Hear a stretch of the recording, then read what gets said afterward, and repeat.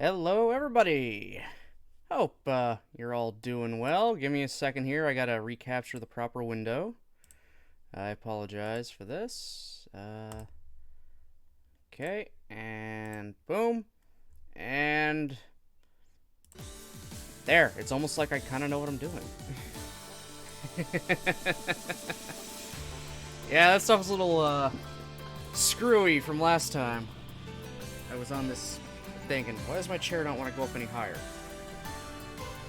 feels like it's low.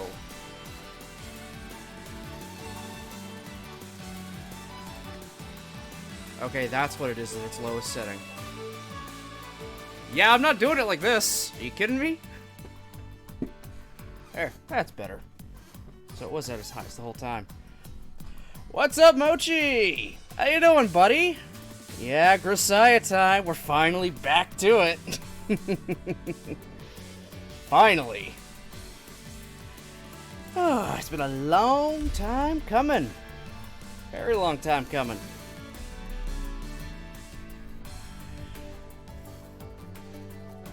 Me when I find the fruit of Grisaia.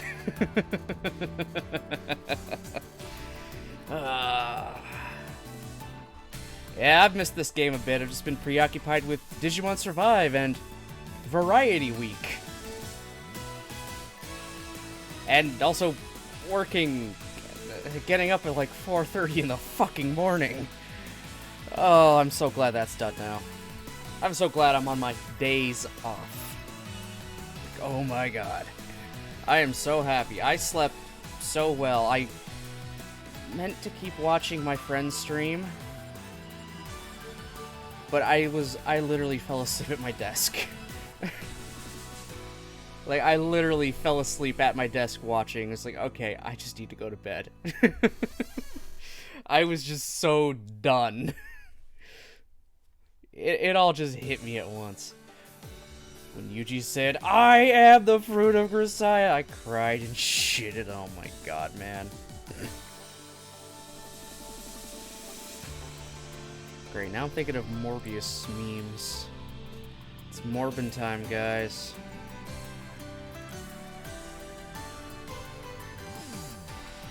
Yeah, I love it when Yuji said it's Grisaia time and Grisaia all over those guys.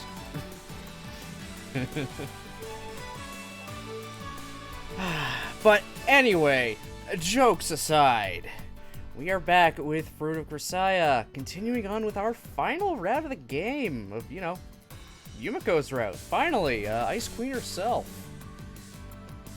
The most epic of moments to ever be an epic moment.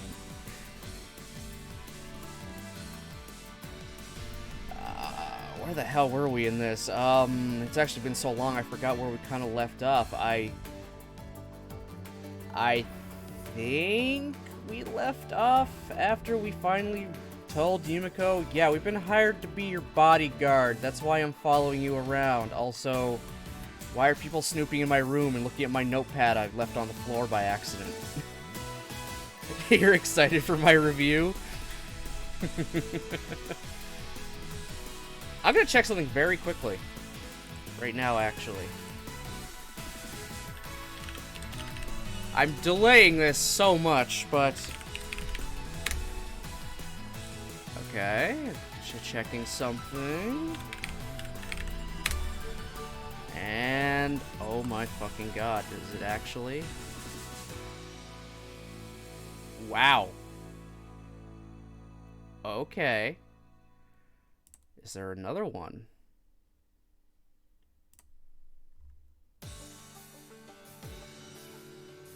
Huh. Alright.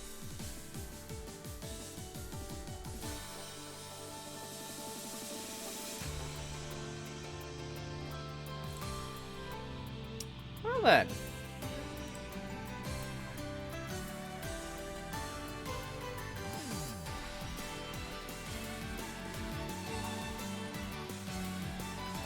Alrighty then. Just to tell you what I am doing right now, looking on tierlist.com, or tier maker. And yeah, there are a few that people have made for Grisaia tier lists of the characters. all the girls, and sometimes it's all just the characters in general that have sprites in the game. Some of them I don't recognize, others I do. So I don't know if it's just Rudiger's, oh, okay, this one looking at specifically is, all of them. So that explains why I don't recognize some of them. So yeah, maybe I can do something like that. Wait, is that... Oh my fucking god, are you kidding me? Someone made a short-ass little tier list for, a very, very small for rank the routes in Grisaia, a Grisaia route rank. They gave it 5 categories for, you know, the 5 girls. Like, yeah, where do they go? Best, good, B, C, or D? That could be definitely be, oh my, why is there an animal tier list? What the fuck am I looking at there? And oh my god, why is... I feel like this might be a little more anime-centric, unless a dog and whatever the fuck that is shows up at some point. But I'm looking at this animal tier list for Grisaia, and I see a dog, a cat, I don't know, a snarling bear, whatever that is, and then just fucking Yuji. Yuji's just an animal, apparently. Yeah, wait till you finish the trilogy to tier list, but you can share your thoughts on fruit. Yeah, I can. I can definitely do that. Okay, holy fuck. Now there's just, like, I just found a fucking tier list of visual novel characters? It's a whole bunch, apparently, too. Steins Gate and Steins Gate Zero, Chaos Child, Disaria, Little Busters, Clannad, Fruit of Grisaia, G Senjo no Mao, Kato wa Shoujo, Narcissa, Doki Doki Literature Club, School Days. This is such a random assortment. Like, this is a very fucking specific tier list. My god. Very specific. It's like, have you played all of these very specific VNs? This is the tier list for you.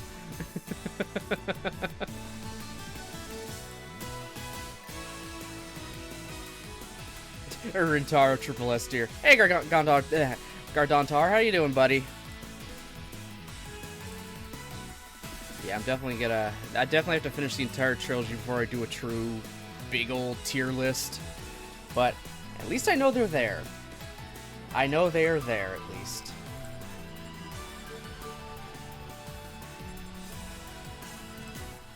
I like doing those tier lists. I like doing those Gundam ones I did the last time.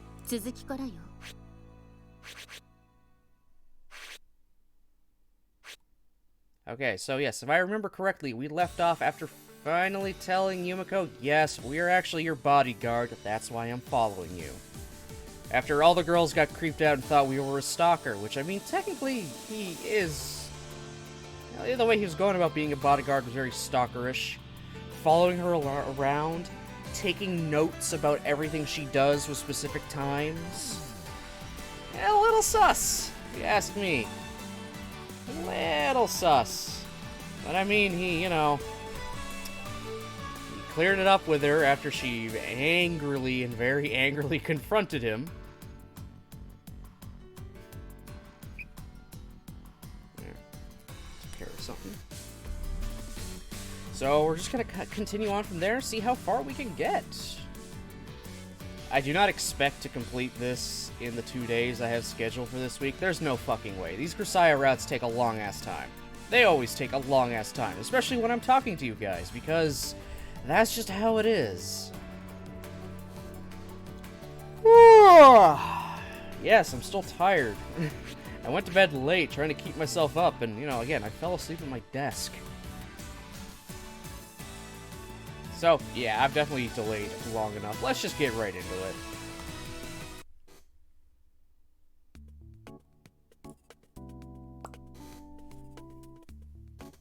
I'm also still tired from playing Star Fox 64 last night. Yeah, guess what? It gets a little tiresome playing through the same game 3 times in a row, back to back, with it just getting harder each time. God, I fucking hate Brain Andross. I hate Brain Andross so much. He was such a bitch and a half to deal with. Do it at your own pace, King, so it makes it so enjoyable. Yeah, I'm not gonna speed through this. No way. I'm trying to get as much as I can out of it because I am really enjoying the game. I'm actually very glad I decided to pick it up and give it a shot. This has been a lot more enjoyable than I thought it would, despite how many mixed feelings I have about our main character. Yeah, remember, it's enter for this guy. Alright.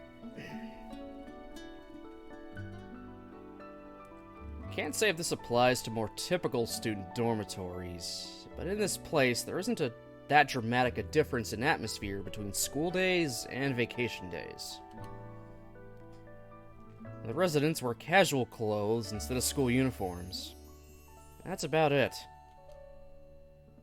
Days off aren't really that much of an upper, and weekdays aren't that strong a downer. The energy level around here appears to stay pretty much constant. Not to mention it's how you met me. You're damn right about that. That is very true. You did raid in while I was playing it, and yeah, we've just been kind of going from there. Probably wouldn't have, met you otherwise, so we can thank Grisaia for that. God. Hot. Still too hot. I have a bit of a cat's tongue, okay? I like my stuff along a little more on the cool side.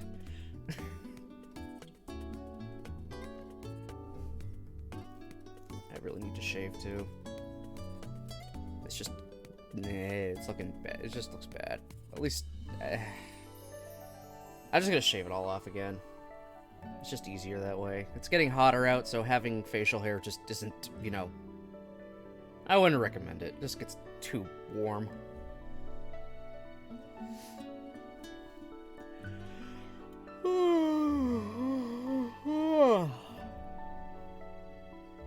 Yep. If we're talking about downer energy right now, I got some downer energy right now because I'm just yawning and tired. But it's okay. I'll have my energy back as as a few days go. I'll enjoy my 4 days off, and then it's back to the grind.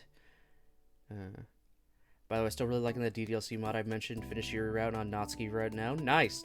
Going on my best girl route? Yeah.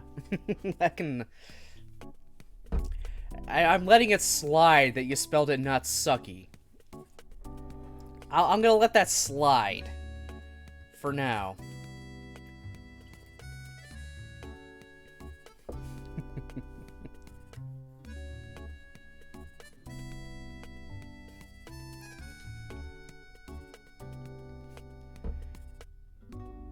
Well, that didn't take very long.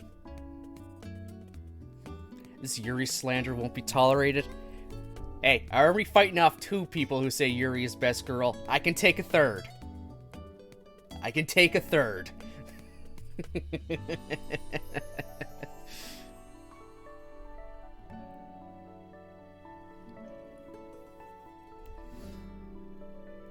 Amane is always doing her best dog in heat impression.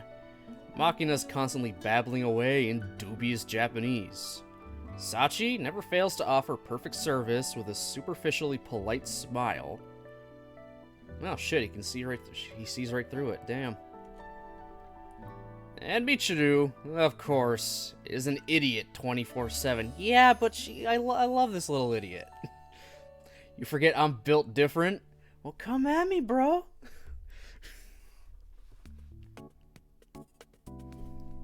Come at me, man. I'll defend Natsuki to the ends of the earth.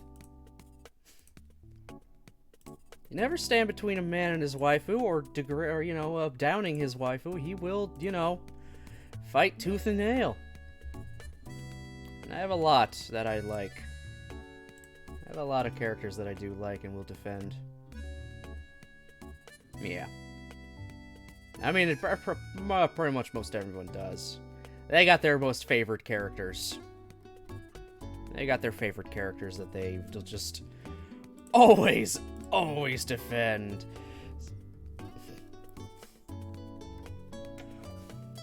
no matter how trash they may end up being in the end. You can't help what you can't help what characters you like in media. At least we can agree all the DDLC girls are based. They are all great characters, honestly. They definitely are. They all have their own unique hang-ups and stuff. They're not carbon copy paste, carbon copy clicking. You know what I'm trying to say here. They're not copy and paste of each other. Not just the same character with a different hairstyle, having the exact same story. They all have their own things going on, which I like. All of that stemming from really, in all honesty, a very short deconstruction of a visual novel.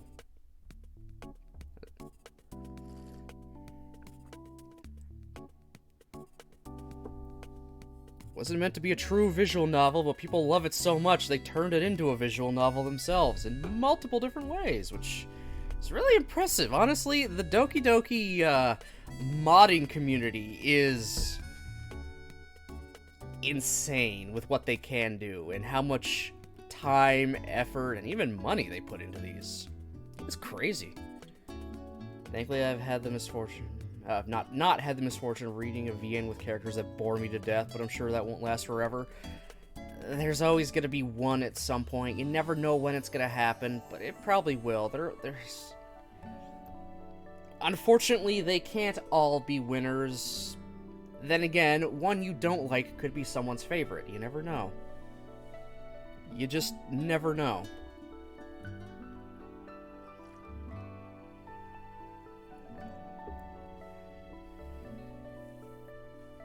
We are all built differently, as you so elegantly put it.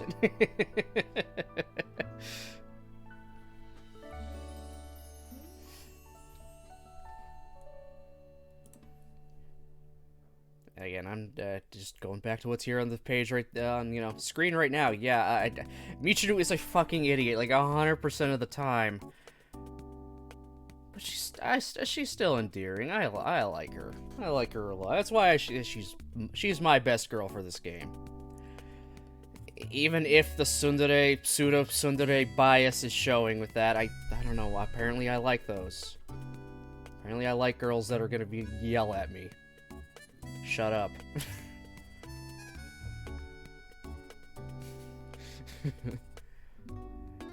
One of mine is critically acclaimed novel. I have no idea what it's about. Apparently highly suggested.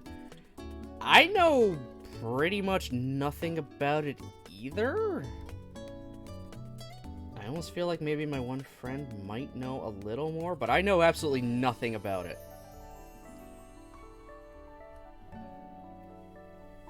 Like, I mean, there's a lot of things I know literally nothing about. A lot of things. Okay, I have not watched that much anime, unfortunately. My watch list, the to-watch list is huge. My actually watched and finished list, very, very tiny. It's mostly taken up by Gundam. Shock of shocks. Who knows? That's the beauty of walking into these games blind. Yeah, exactly. It's nice to walk into a VN knowing absolutely nothing about it. I didn't get that kind of experience just with Doki Doki in general. I'd known about it thanks to good old game theory. And then watching people's reactions to things, then watching my friend Jen play through it on stream in its entirety. So I already kind of knew everything was going, which I think is kind of why I went with the went to do a mod first and foremost. Granted, it was a mod I'd played off stream before I even bothered to start streaming at all. So at that point, it was just kind of like wanting to show off something I enjoyed a lot, and I used it to replace Katawa Shoujo because, well, it was inspired by Katawa Shoujo too, which was just great. It's a nice little segue. Go from Katawa Shoujo. And then go to a Doki Doki mod inspired by Katawa Shoujo, even having, totally not Emi Ibarazaki in it.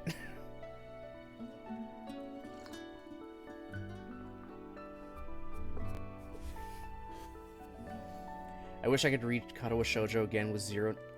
Yes! Yes! I wish I could too, man. I wish I could too. I really wish I could read through Katawa again without knowing anything that happens. That would make a lot of those scenes hit so much harder once again.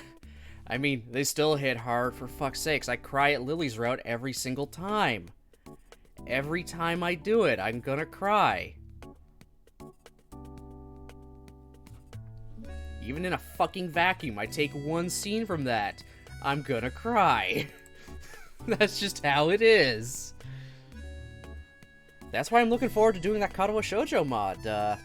After I finish off Yumiko's route, I want to try that out so badly. It gives me more Katawa, but something I don't know. I'm stuck between Lily and Hanako's best girl. They're both god tier. You're not wrong there. I still say Lily edges out Hanako, but I'm not going to argue with that there. Anyways, you should let me read. I am reading. I'm reading chat. That's what everyone's here to see me do. Read chat, right? I'm still reading technically. There's a game on screen, but I'm reading. We're having a conversation, okay?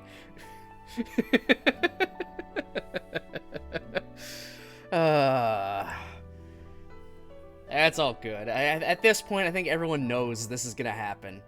We'll just get to start talking with you guys for a bit and interrupting the game. I like hearing your thoughts, but I tend to get carried away. Brother, it's all good. It's all good.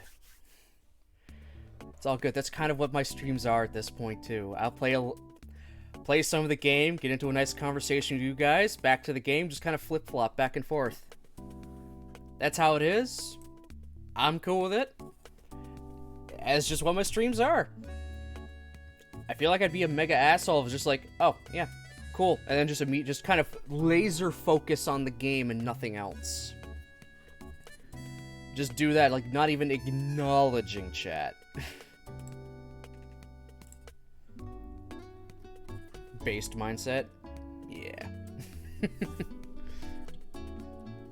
I mean, there are points where I'll just kind of laser focus on the story a bit, just because I just get kind of engrossed by it and just... It's just tunnel vision. I get tunnel vision.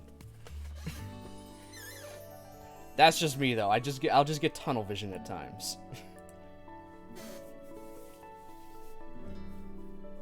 That's not me deliberately ignoring. That's just, I've just got super focused.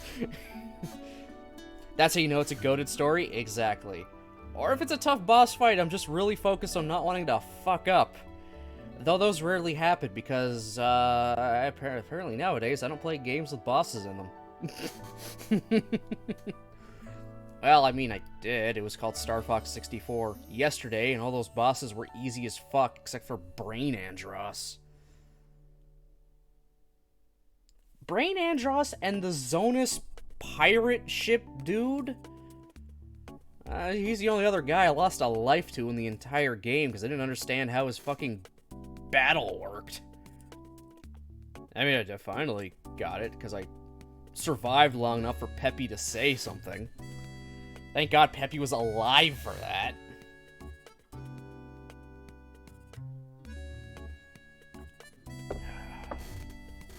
So yeah, anyway, we will get back into actually reading the story. Michiru, of course, is an idiot 24/7. I know this. You know this. The world knows this. But I still like her.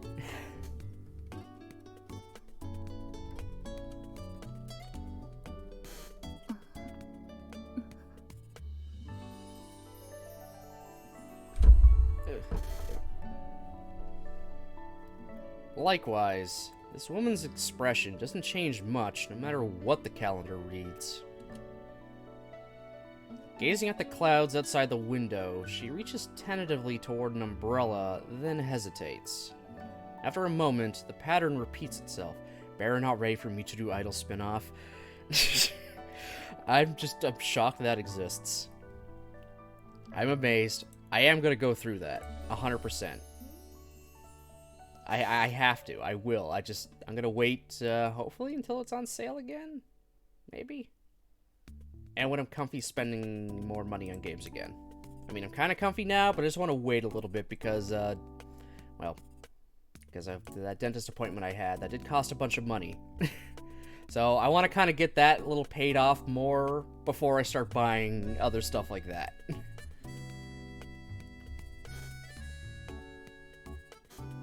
But it'll happen.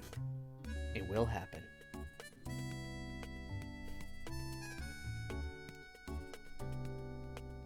Eventually, she picks up the tote bag sitting at her side, shoots a few cautious glances around the area, and begins to ease open the front door as quietly as possible.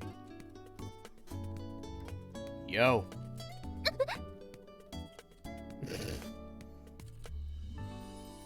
Sakaki twitches like a startled cat. Slowly, stiffly, she turns to face me. Going out, I see? Just so you know, the weather won't turn bad until late tonight. Have a safe trip. I'd be a terrible bodyguard if I didn't. Despite my considerate umbrella-related tip, the woman's expression is now one of clear hostility. It's my job, after all.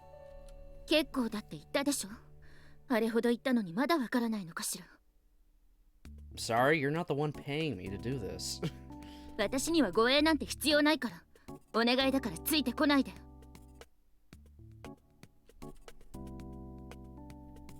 Sorry, but whether you think it's necessary doesn't really matter. Despite objective evaluation that you're in danger, and more importantly, I have orders from the main... Wow. That went a lot faster than I could read it. Of her just dipping, so... I guess that makes sense. I couldn't even get my words out.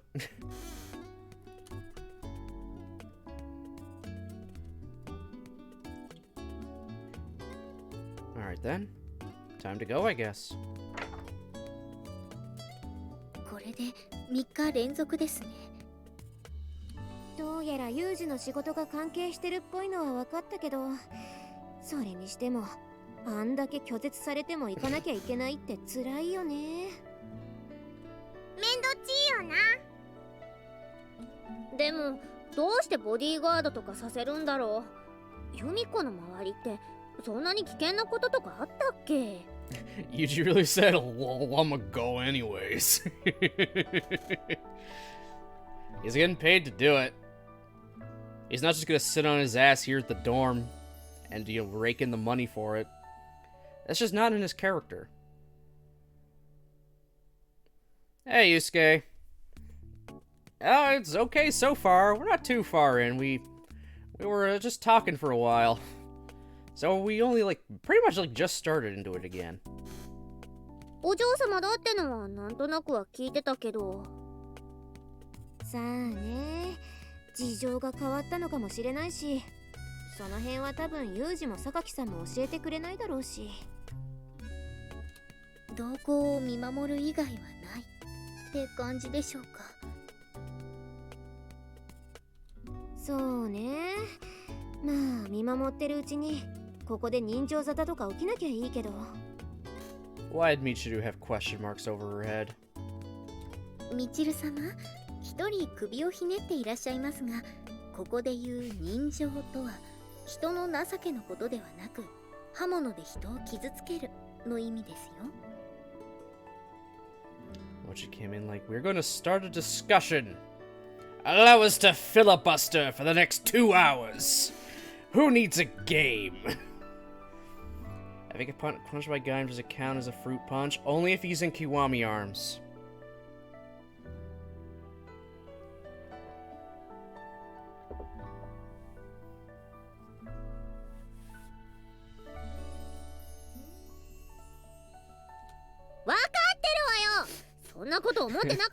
Fucking bears. Also, damn, Michiru, you didn't know what grizzly meant? You don't know what grizzly means. That is actually kind of sad. Whatever.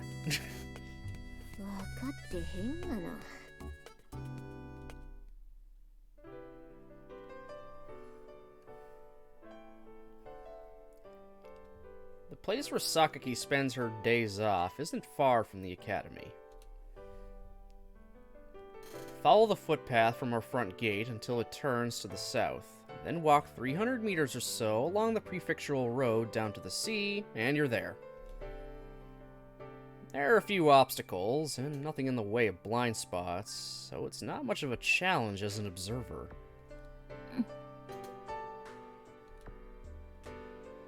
Sakaki's been shooting frequent looks over her shoulder in my direction ever since we left.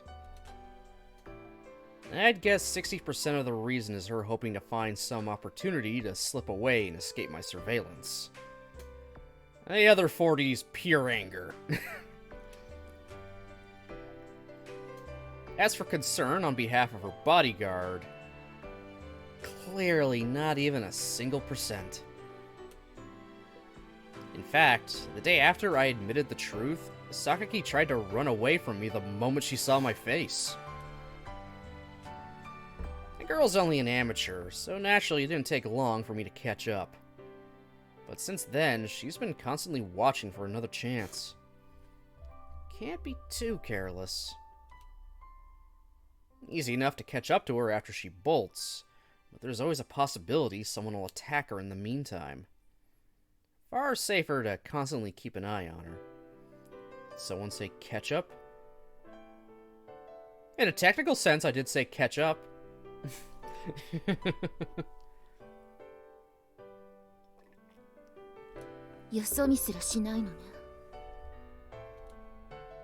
I'm on the job after all.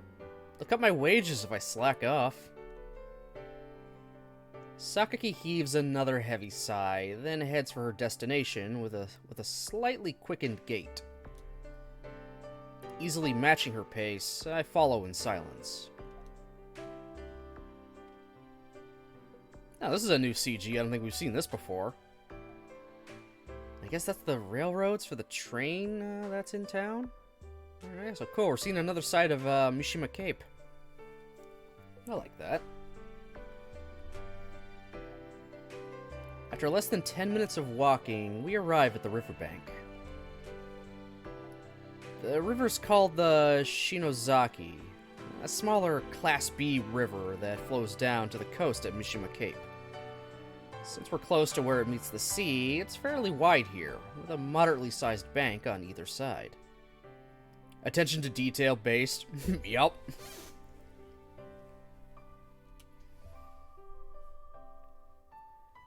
Not too far away, one of the East Beach Express lines owned by Sakaki's family cuts across the water. Every 30 minutes or so, a 2-car diesel train rumbles across the iron bridge. Exhaling softly, Sakaki lowers the tote bag in her hand to the grassy ground. She settles herself down next to it, retrieves colored pencils from inside, then props her B4-size sketchbook against her knees. Oh, okay. Okay, so not only is she an artist, but she's also an MLG gamer. And she's rich.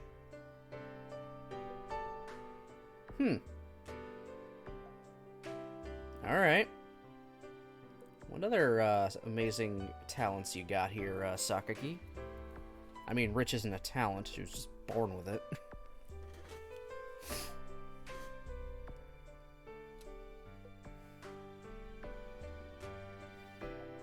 And looking straight out at the scenery before her, she begins intently moving her pencils across the paper.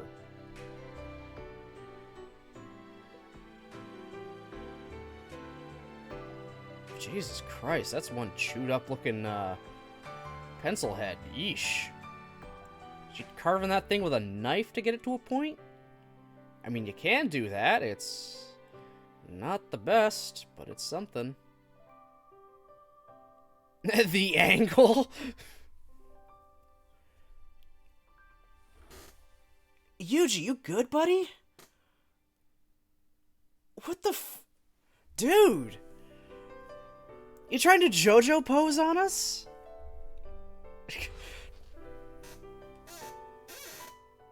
Yeah, this is totally natural, guys. This is totally natural for me to stand like this and talk. Totally natural.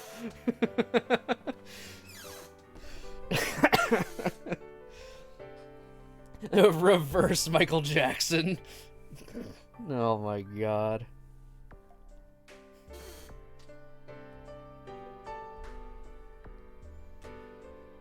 I only learned this after becoming Sakaki's guard, but the reason she abruptly leaves the campus for hours at a time is a very simple one. She draws pictures. I actually like the CG. Don't remember Yuji being that slanted, though. Well, I mean, it's there, plain as day. He is very slanted.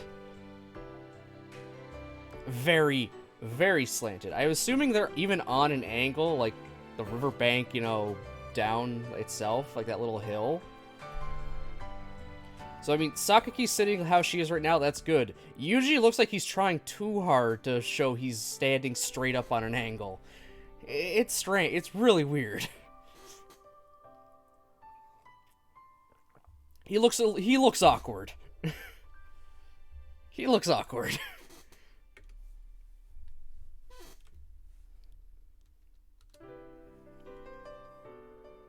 Maybe she didn't want her classmates to know about her hobby. Maybe there's some other reason. Either way, I'm just glad she wasn't coming into contact with any strange characters. Present company excluded, obviously.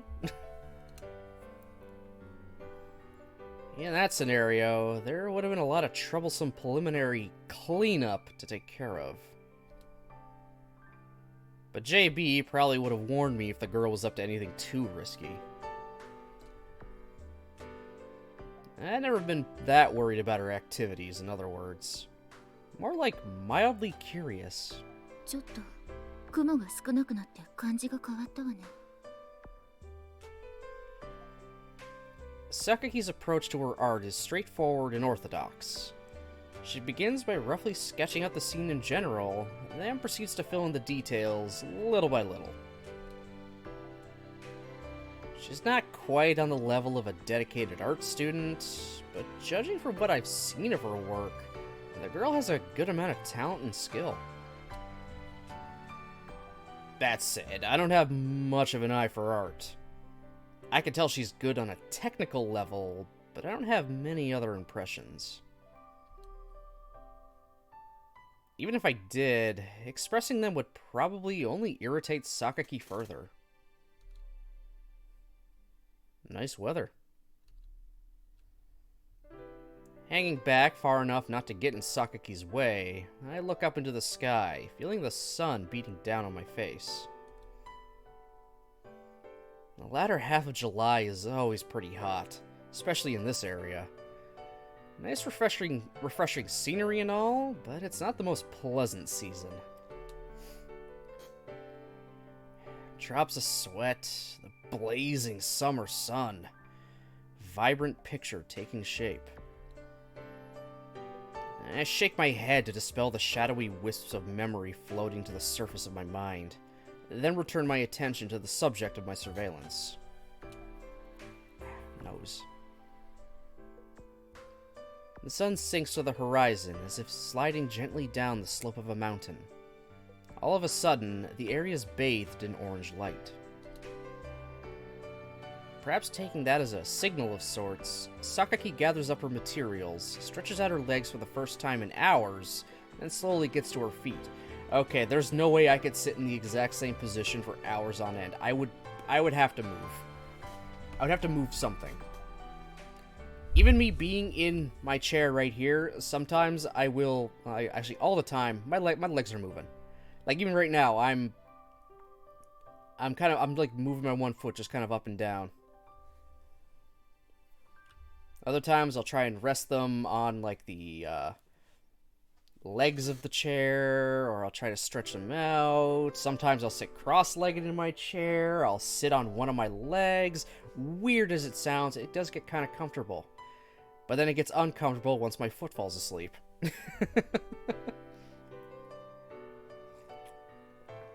I can't sit still fully for hours on end, especially if I'm like bending my knees. I gotta have a little bit of movement.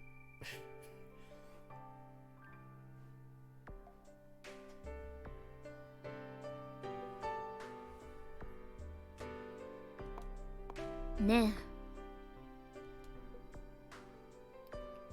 And kicking lightly at the ground in apparent irritation, she speaks to me. Why is Oz good at poker? Oh. あなたそうやってずっと立っているばかりで私には一切話しかけようとしないのね That's why I stream in a recliner. Oh, man. I didn't always have this chair that I have right here. I didn't always have this chair, this nice actual chair that can lean back. I'll be right back. I'll show you the chair I used to use.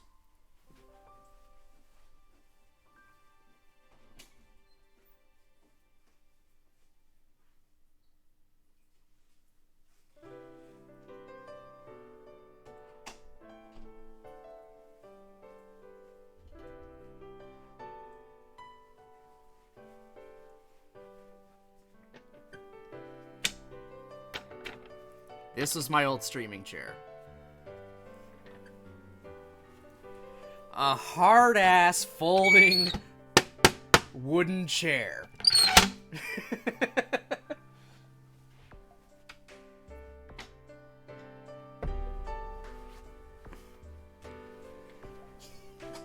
Yeah. That is what I used to stream with for so long.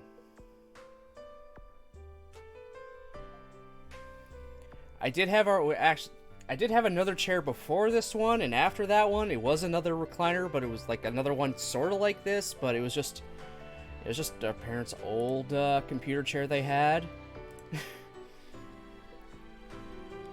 which was already kind of just not the greatest at that point. And also the arms of it were like looped all the way around, so I had to like kind of really squish in there. I couldn't even, you know, move my legs too much. I couldn't get super comfy in that one because there's just no actual true leg room. It was an awkward chair. But this one's a lot better. This one's nicer. The arms are, you know, separated. I can push them back if I wanted. I can really just kind of fall into it. It's great. I love it. Don't get me wrong, I still like that wooden chair. It's why it's still here. At this point, though, it's just been relegated to when I want to prop up the Natsuki or Sayori body pillow, which only is going to happen when I play Doki Doki. That's the only time it's going to happen now. Also, hey, Brozard, how's it going, buddy? That back pain will bite your back in your 40s. Yusuke, I already have back problems. I know I do. My back hurts a lot of the times. My knees hurt all the time. I hear them popping when I walk up the stairs. Yeah, I'm not a stranger to that. I know I'm gonna have a lot of issues. That's just how it is. Oh well. I'll live with it.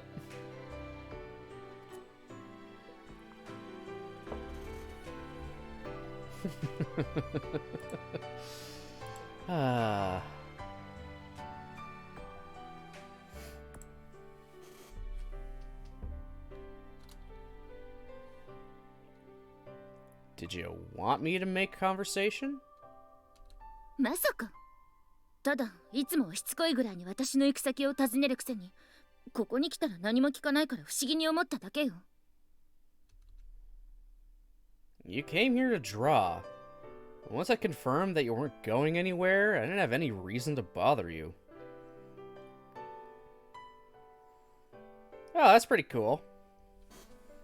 Yeah, it's fairly easy to find locations where they film that stuff because they usually use such prominent locations and they use them so many times. So it's pretty easy to find the spots they always film Sentai or Rider at. They don't exactly do that much set building other than like for a villain base. But even then, sometimes a villain base is just, okay, we just have these actual ruins or it's like maintenance tunnels that we can kind of convince you it was a dark, dreary cave.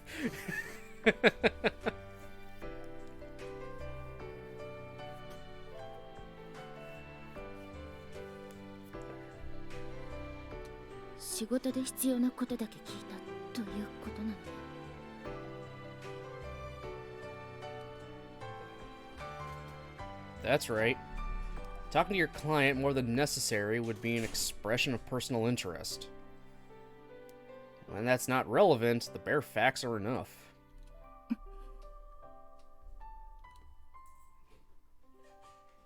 Well, what's wrong?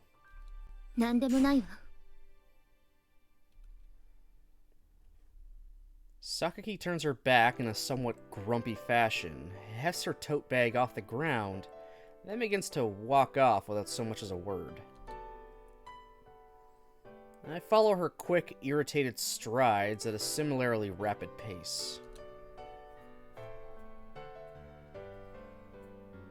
My investigation of Sakaki Yumiko's movements and protection of her person continued along those lines. Sakaki fundamentally ignored me.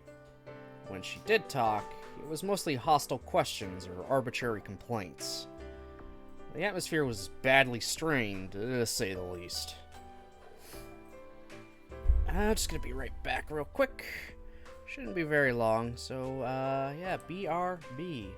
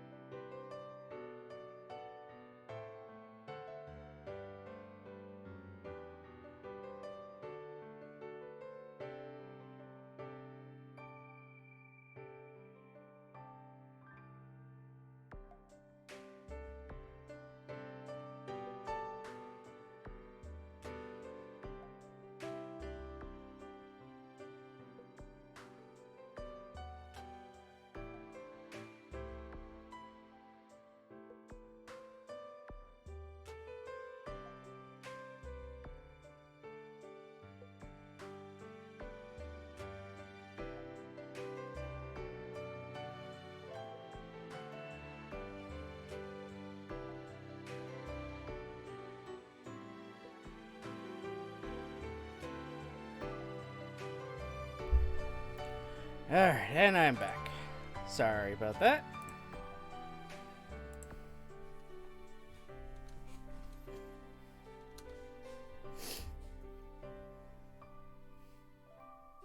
And gradually, the complaints began to grow more frequent and more aggressive, culminating in an incident about 1 week later. Oh great, what the hell happened now? She try and throw a pen at you? こうして毎日毎日あなたにつけ回されるのかと思うと一瞬も落ち着けないわ。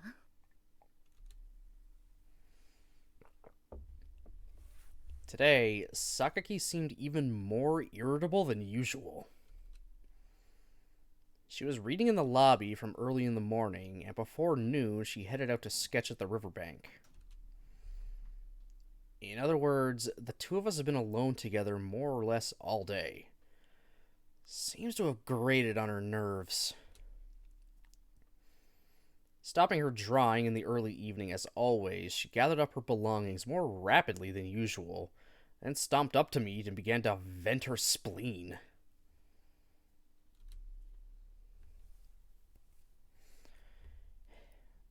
Not to worry, I do have basic manners. I make sure to avert my eyes from any potentially shameful actions on your part. そういうことを言うこと自体がマナー違反だってなぜわからないのかしら。I'd been intending to smooth things over, but seemed to have poured oil on the fire instead. Yeah, no shit. That's like kind of your specialty.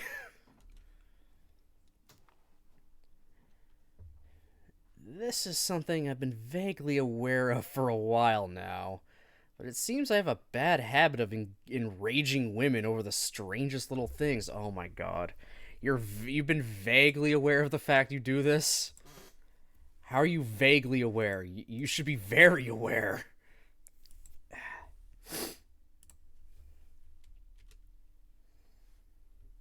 All the more pathetic because it's usually the result of well-intentioned words backfiring rather than actual maliciousness on my part. 第一、あなたの言うその脅威って何なのかしら。こうして散々つきまとってよくわかったでしょ。私はすでに実家からも邪魔者扱いされた存在なの。今さら誰かが営利目的で近寄ってくることなどありえないわ。From the start, Sakaki had insisted that she didn't want protection, but now she tries out a different objection. To be sure, I haven't picked up on any concrete threats approaching Sakaki in the week that I've been watching over her. It'd be too late to start protecting you after something happens. A bodyguard is a preventative measure. Not much good in installing a burglar alarm after someone's cleaned out your safe house, right? Or your safe, right? Why'd I get house? Whatever. You know what I'm trying to say. The words are on screen. でも現実に襲ってくる人間なんていないじゃない。言っておくけど、あなたにつきまとわれたこの1週間だけじゃなくて、2年近く一人でいたのに、そんなことはこれまで一切なかったんだから。But today just might be the day that changes. 詭弁を浪したって無駄よ。Alright. In that case, take a look behind you. だから。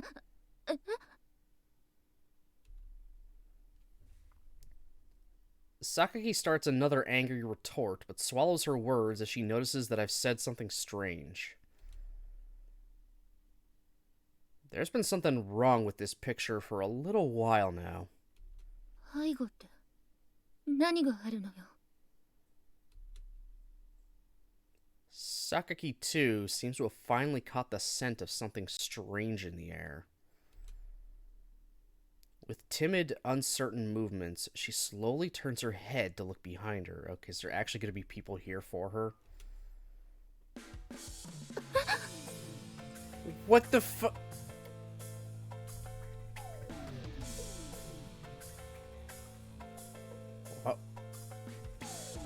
Why do they have such long mouths?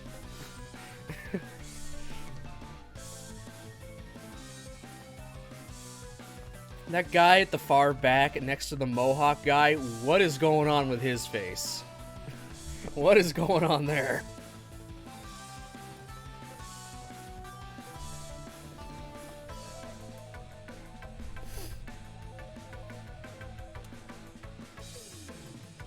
A group of blatantly suspicious-looking men in black suits stare back. They're not even trying to hide what they are, which probably means they're planning to take forcible measures. Only reinforcing this impression, the unmarked van parked next to their car on the road above. Standard vehicle for carrying off a kidnap victim. These gentlemen don't strike me as the most peace-loving bunch. Even without the van and the suits, it's clear enough from the glance at the lead group that these people aren't here for a calm negotiation. A brawny man, strikingly wide in the shoulders, towers at the head of the pack. At his side, there's a man with bandages rolled around his fists, probably gripping something hard. Oh shit. Yuji's gonna have to kick their asses, I guess. which is just absolutely hilarious. Yeah, let's watch the 17-year-old kick the shit out of multiple grown-ass men.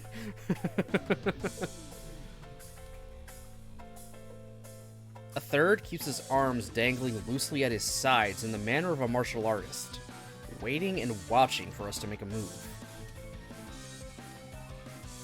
Even if they came out with a, "Good evening, could you spare a moment to talk?" at this point, it'd be hard to take it as anything but a sarcastic provocation. He's simply built different, oh my god. ねえ、この人たち誰なの？あなたが言っていた通り、私に用があって集まってきたの。Yeah, I'm gonna assume they want you. Which is kind of a terrifying prospect. Sakaki's tone of voice has grown distinctly uneasy. Faced with an unfamiliar atmosphere of danger, her normal cool-headed indifference has melted away. She's unconsciously grabbed hold of my shirt, and there's clear fear in her eyes. Yeah, no shit.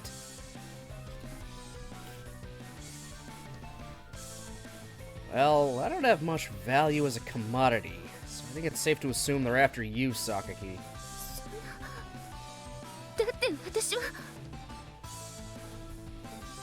You can make excuses if you want, but I don't think they're gonna change their objective.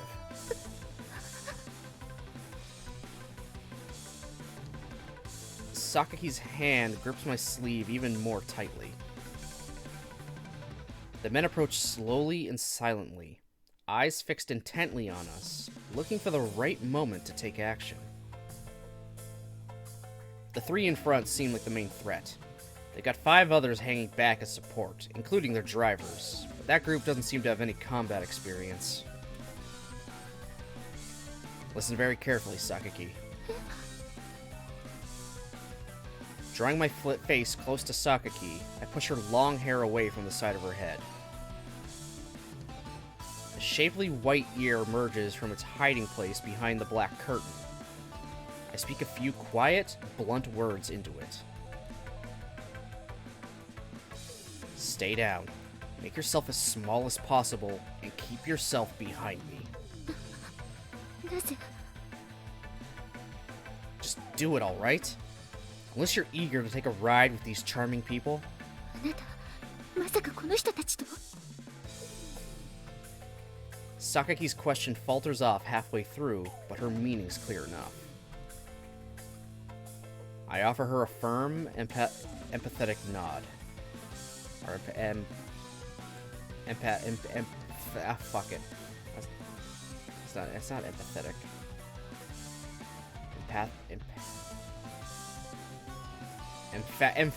Emphatic nod, whatever. Give me a minute here with these, okay? Okay. We've already established this. It's been established for, God, I don't know, 2+ years now, going on 3.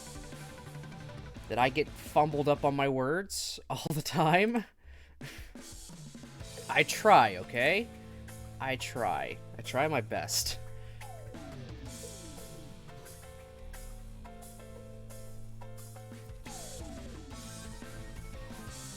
I can handle 8. Might be a little frightening, but deal with it. そんな、あなたが何をしているのか知らないけど、あんな人たちを、しかも大勢相手にするのなんか無理よ。It'll be fine. Just do what I told you. だってそんな。 In that instant, as Sakaki tries to continue her objection, the man with the physique of a rugby player who'd been standing at the head of the pack rushes forward, aiming to tackle me to the ground. Get down, Sakaki! As soon as Sakaki throws herself face down to the ground, I dodge the enormous man's charge like a Toreador? I thought it was Matador.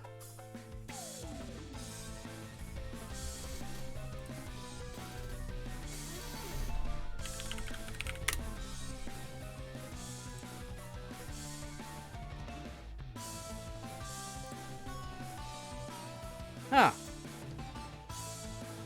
Toreador is... what the hell's a Matador? Matador versus Toreador. The bullfighter on foot can be called a matador or a matador de toros if they have taken their whatever. Otherwise, they are considered. Huh? Almost fancy moves the cape, getting the bull to charge and move around with the bullfighter in hard is called a torre. Torrier, the Toro becomes a matador. Oh!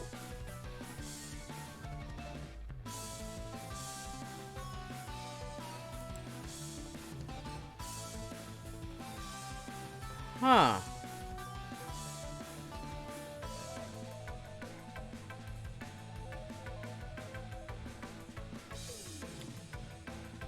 Well.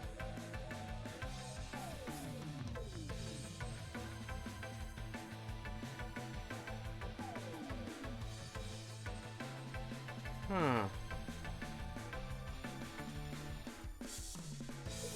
So I think if I'm reading this right,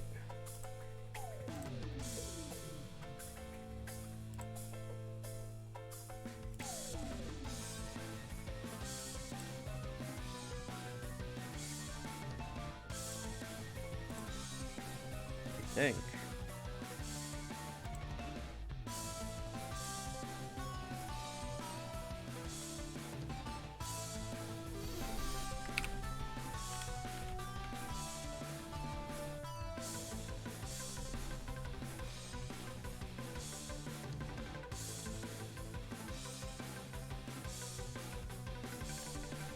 Oh, okay. I think I got it. I got it now. I think. Maybe. So... a Toreador...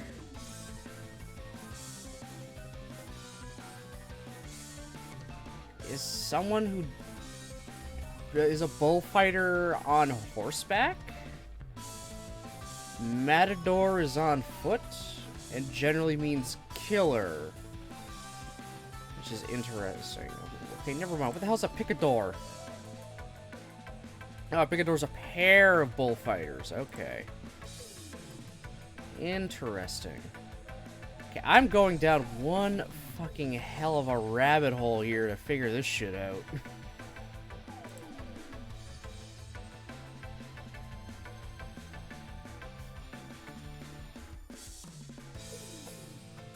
Okay, each matador has 6 assistants. Wow, 6 assistants. Jesus. 6 people.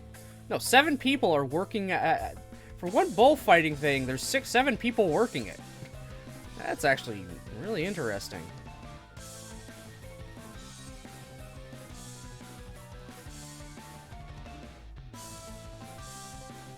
Huh.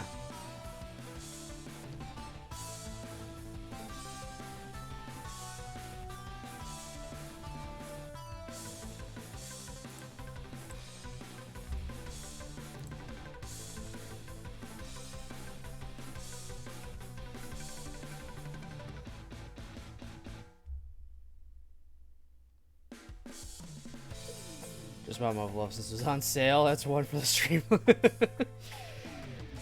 Alright, I deeply delved into what like a Toreador and a Matador and all that are, and I didn't really get anywhere.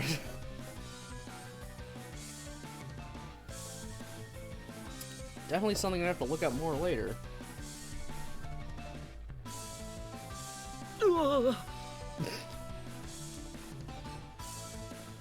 Apparently, Rugby Man wasn't expecting such a well-timed sidestep. He makes a strange little grunt as the momentum carries him past me. Nice broad back you got there. Before he begin to turn, I sharply drop my right elbow down onto his oversized spine. Oof. You have to admit, though, makes for a nice big target as well. Rugby Man exhales roughly, then collapses face first into the dirt. That's one, for starters. Confirming that my oversized friend isn't getting up anytime soon. I whip around 180 degrees to face the other attackers.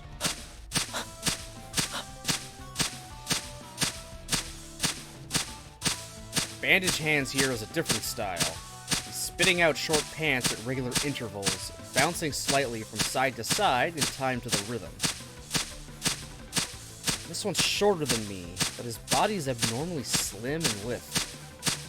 His physique suggests extraordinary agility. Okay, can it not do this? This is really loud and annoying my ears.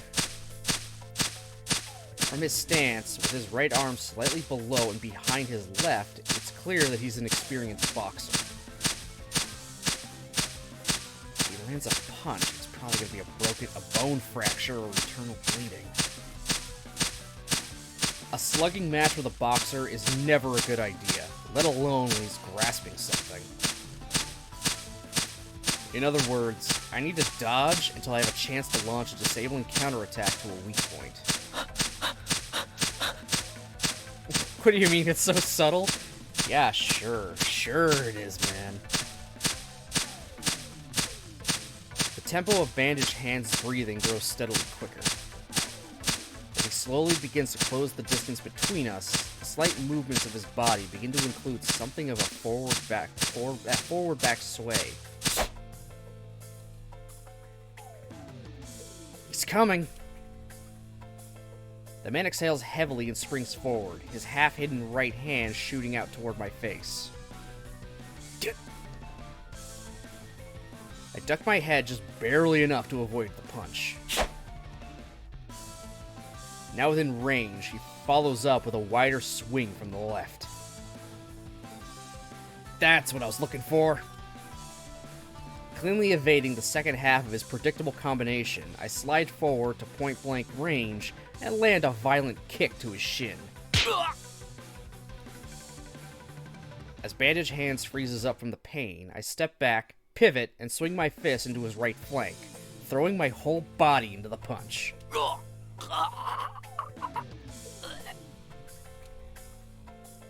Spittle and a strangled little grunt spray from the boxer's mouth. His eyes roll back in his head and collapses heavily to the ground. Should probably stay down for a while after taking a direct hit to the liver. Before the others can react, I've resettled myself at Sakaki's side. 2 down. I look over at the final remaining member of the attacking team. Although there's a hint of shock in his expression after seeing the others go down so quickly, his composed posture suggests a fundamental confidence.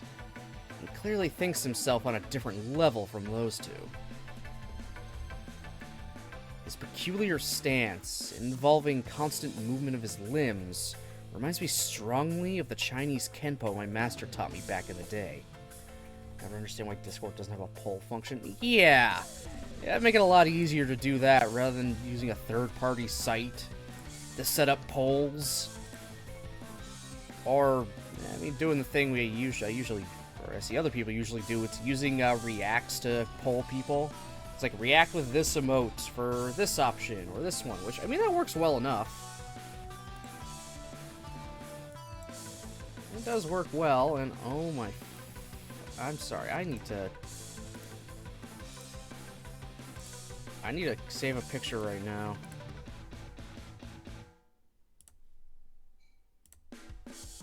Good lord.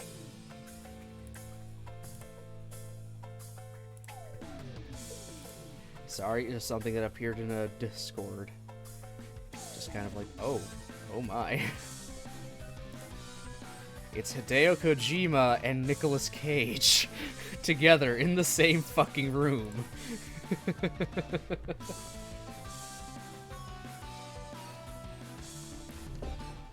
Is that what's gonna happen in like Death Stranding 2? We're gonna have Nick Cage this time?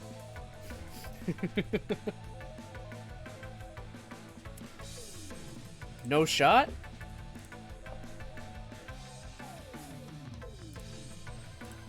Really, Moch? You say no shot? Mochi? Mochi. Bet.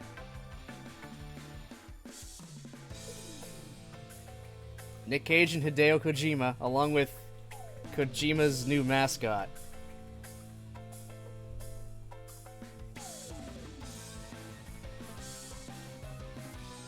It just is real. Posted on Hideo Kojima's Twitter. He posted this. He posted it straight up saying, just with our dear Nicolas Cage. Nicolas Cage getting into the gaming industry is something I didn't foresee, but existing nonetheless. Yeah, isn't he being added into Dead by Daylight? Not as characters, but it's just like Nicolas Cage.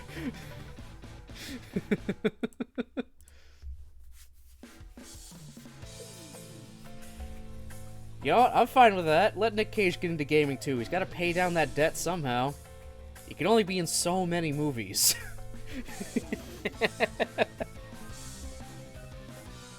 Mostly because his son plays the game? Okay. God, fucking Nick Cage. He's in so many goddamn movies because he has so much goddamn debt. So much debt. Nick is too base to bless our games. Hey, if the man's gonna spend millions upon millions of dollars buying castles, paintings, and a Tyrannosaurus skull, I'll let him be in whatever the fuck he wants.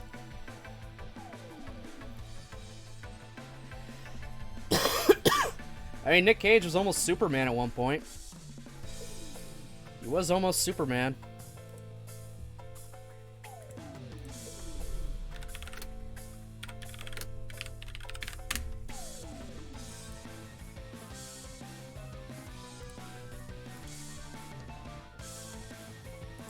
Let me just get that picture. And no, it's not a fake picture, at least I don't believe it is.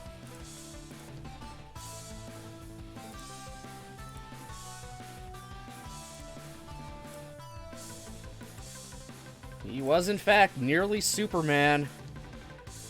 He was inside a costume, too, and everything, and then I guess the movie fell through.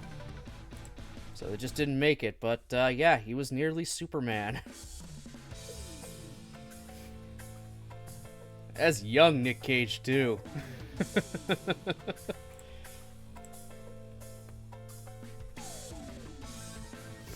I demand that movie. Okay, I'm gonna briefly try to look up why that movie didn't happen, and then get back to the game.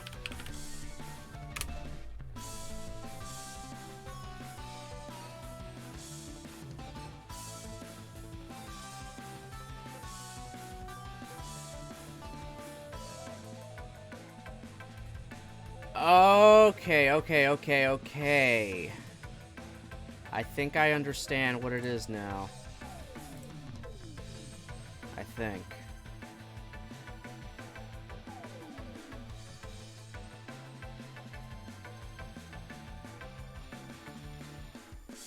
I'm doing this thankfully because someone made a documentary about why it didn't happen.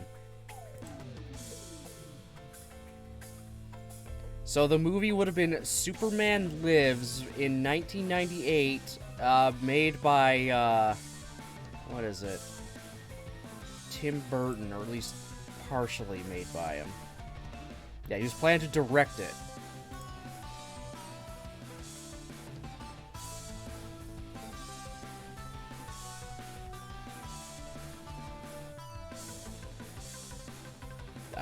From what I can see, it was essentially supposed to adapt with a comic storyline where Superman died and eventually came back to life. Apparently 3 weeks before they were about to start shooting the movie, it got canceled. And if I saw, I don't know, it might have just been a clickbait title or something in there. Might have just been a complete clickbait title for an article, but apparently Nick Cage, as Superman, is going to cameo in The Flash. So that's something. I mean, I've already got mixed issues with The Flash's cameos, because apparently, from what I heard, there's cameos from, Adam West's Batman and, Christopher Reeve's Superman. recreated as CGI faces and stuff, which is just awful. Can movies stop doing this? These actors are dead, and you're just throwing them into your movie with CGI faces. No. I was not a big fan of it in Rogue One with, Grand Moff Tarkin, making him a total CGI person. No. I mean, the Ghostbusters movie with Egon, they at least worked it into the plot of he is just dead, and they didn't have him speaking either. I mean, they made it, like, the story that he was dead. So that's something. But still not the best. But yeah. I ain't supporting the Flash movie, fuck that. They knew that shit Ezra did and said, fuck it, yeah, there's issue 2, yeah. Major issue there as well. Lined up Yumiko, Ace Attorney, Stay Night, and Marvel. Dude, you're gonna be busy for a while. You're gonna be busy for a very while. Fate itself is very long. Very long. Because it has 3 routes you have to go on. In a specific order. With a lot of bad endings. That could just happen at any point. So the name of that game is Save. Save, save, and more save.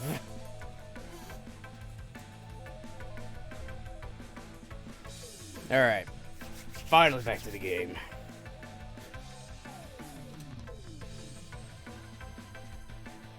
This one's aiming at a counter himself. I could picture him smoothly sidestepping the instant I try to lunge forward. Yeah, it does have Michael Keaton Batman. I love it for that, but Ezra Miller did a lot of fucked up shit.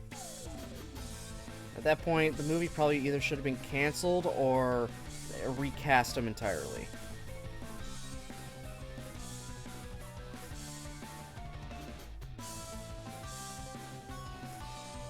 Somatic Answering Calendar, and I know that company would strike me down with the force of God. Yeah. I mean, it probably comes down harder on Japanese live streamers where they can really super enforce it, but it's better not to take the chance. It's best to just not take the chance, especially on Twitch and stuff. You never know. Still, I mean, you could at least do the few, like, I think it was like 3 hours or whatever of it. It's just at the very least to get a little taste, and then probably YouTube video the rest of it if you wanted. Or Discord stream it. Nothing they can do if you Discord stream it. They're not gonna know. I mean, what? Steins Gates DMCs me often, but at least they let me keep up the content. Yeah, true. Very true.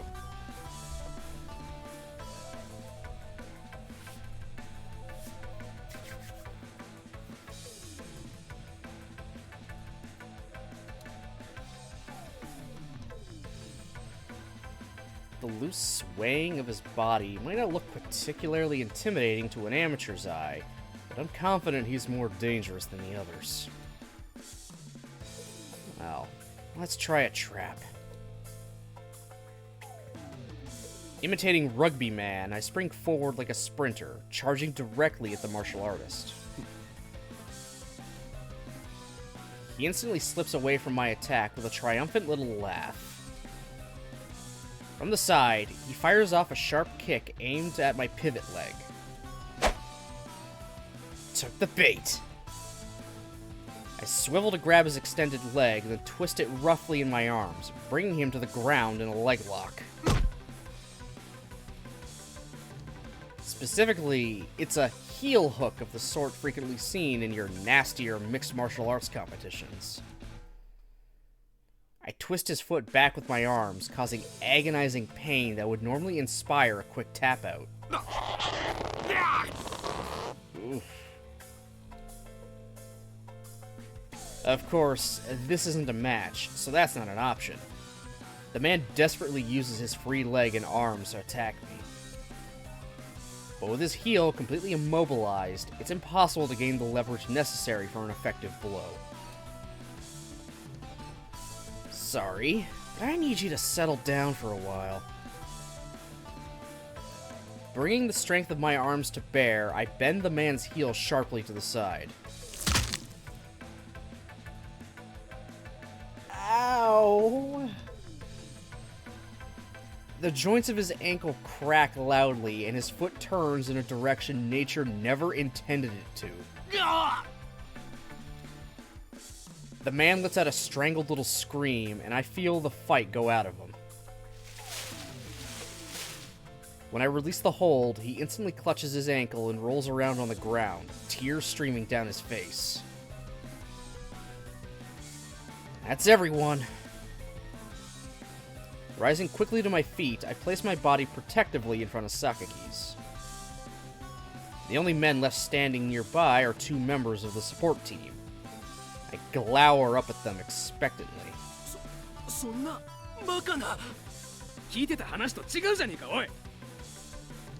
But the remaining men keep their distance, watching warily and hissing to each other in flustered voices. What they signed up for?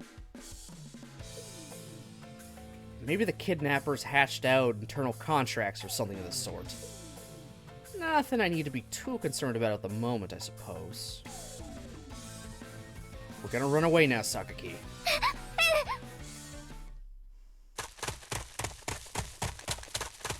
I pull Sakaki by the hand and run up the sloping bank toward the street above. Sakaki quickly runs out of breath, but pushes herself desperately forward, barely managing to keep up. After reaching the road, I shoot one quick glance over my shoulder at the group of men we left behind. The remaining members are helping the battered fighters back to their vehicles rather than pursuing us. Concluding that they're backing off for now, I set off at a rapid jog toward the dorm, towing Sakaki along behind me. Well, shit, yeah, that thing's got real quick. Although the men didn't seem to be chasing us, just to be on the safe side, I took a number of brief detours on the way back to the campus. The sun had just been setting as we left, so by the time we finally reached the gate, it's already dark out. Bursting into the dorm in this state would just alarm everyone, and I don't think Sakaki is looking for more of a fuss right now. Instead of running straight into the lobby, I lead her to the courtyard. You alright, Sakaki? Finally releasing her hand, I ease Sakaki down onto a bench to rest.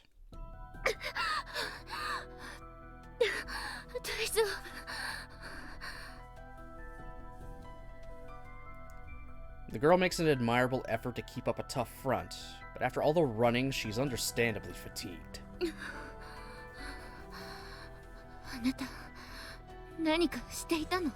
I mean, he beat up 3 guys in like 3 moves, so yes.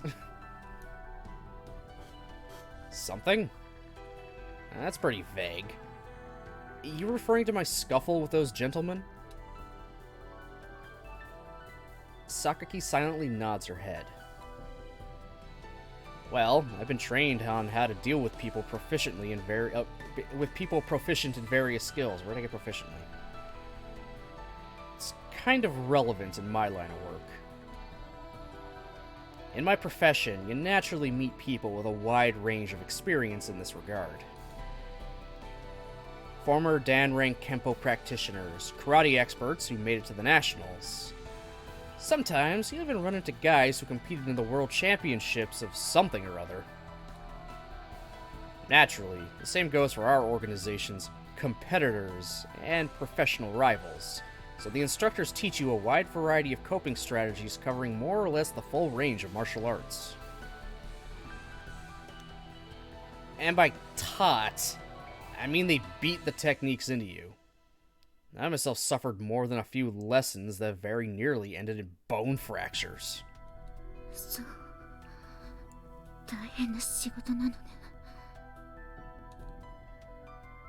She mutters the words without a hint of ridicule, in a tone of complete conviction. This is a world Sakaki knew nothing of until now. It's simply outside her range of experience. Even if she understood in an academic sense that people like that existed, personally coming into contact with them has clearly driven home just how real and unpleasant that world is. So there's your wake-up call. You understand now just how much danger you're in?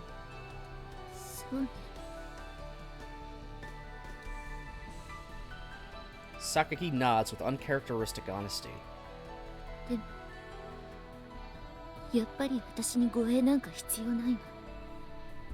Are you kidding me? You had a group of guys ready to kidnap you. I fought off 3 of them, and you still decide I don't need a bodyguard? Sakaki, what the fuck?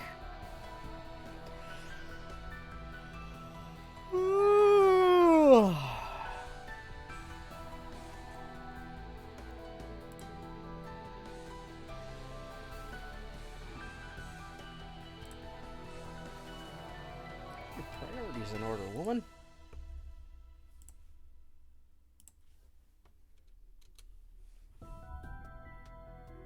Why not?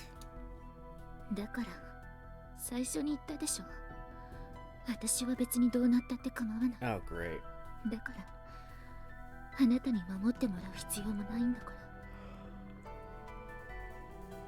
Another one of these, I don't care what happens to me. Her expression changes. The fear's fading, leaving something gloomy and bitter in its place. Just like the other day, I can see a hint of defeat in her eyes.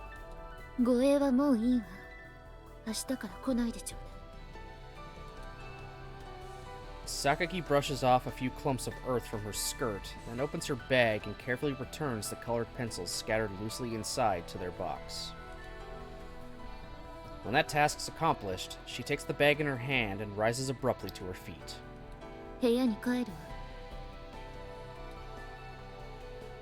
And with this brief announcement, she strides quickly off in the direction of the dorm. Yeah, I refuse JoJo pose. Oh, man. Good old JoJo poses. Everyone loves a good JoJo pose. But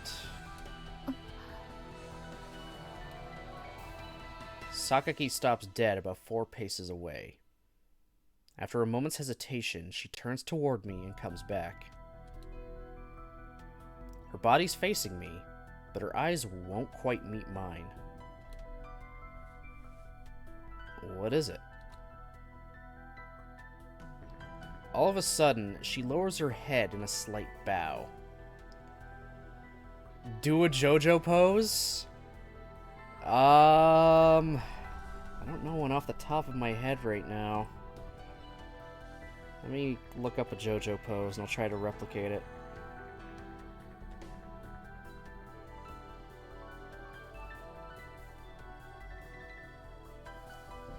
Try being the key word here.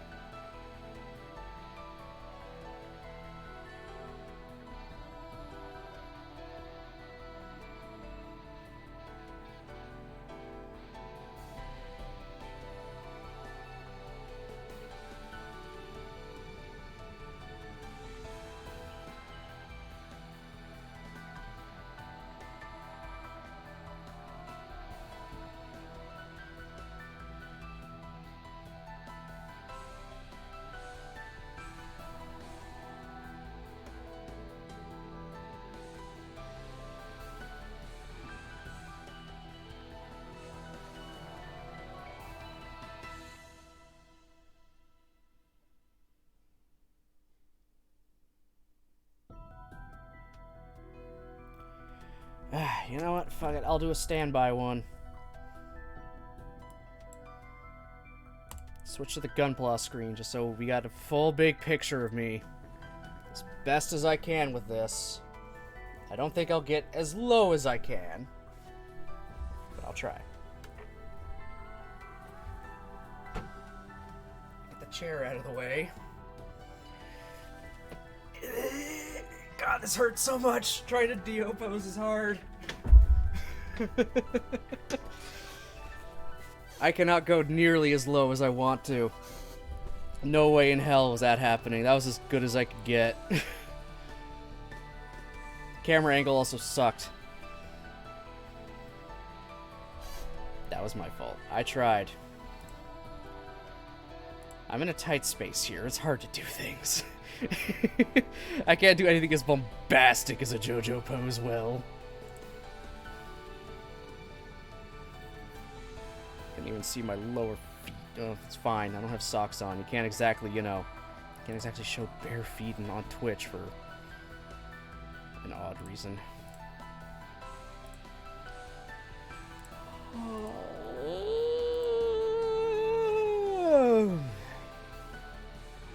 Yup. That was yawning. Oh my god, thanks. Thanks, Mochi. 今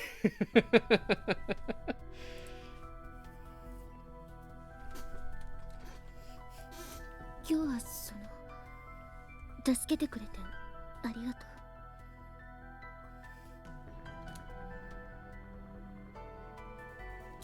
必要ないと言ってもあなたが助けてくれたことには変わりはないもの。Yeah, I see the clip title. I see that title, all right. It Fucking god. Fucking Dio's reeing.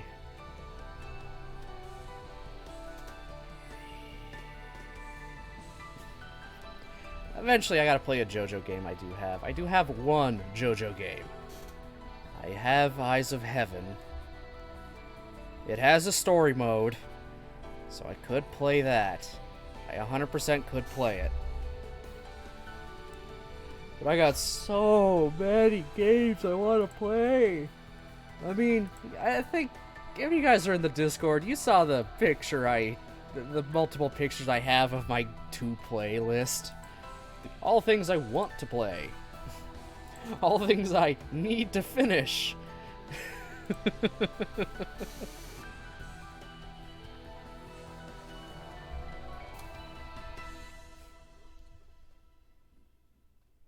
It was so genuinely unexpected that all I can do is watch. I can't think of anything to say in return. それじゃ Once again, Sakaki turns on her heel, and this time she doesn't stop. Her feet crunch away across the gravel at a steady, controlled pace as she makes her way across the courtyard. Bro's not ready for when I get 17k more points. Oh my god. Yeah, I know you want me to play Ratchet and Clank. By appearance, at least, she's already back to the Sakaki Yumiko I know.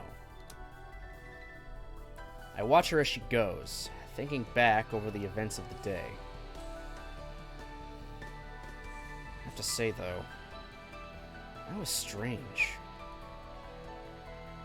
The people who came after us today were without a doubt a standard crew of moderately skilled hooligans, but there's one thing that's been bothering me.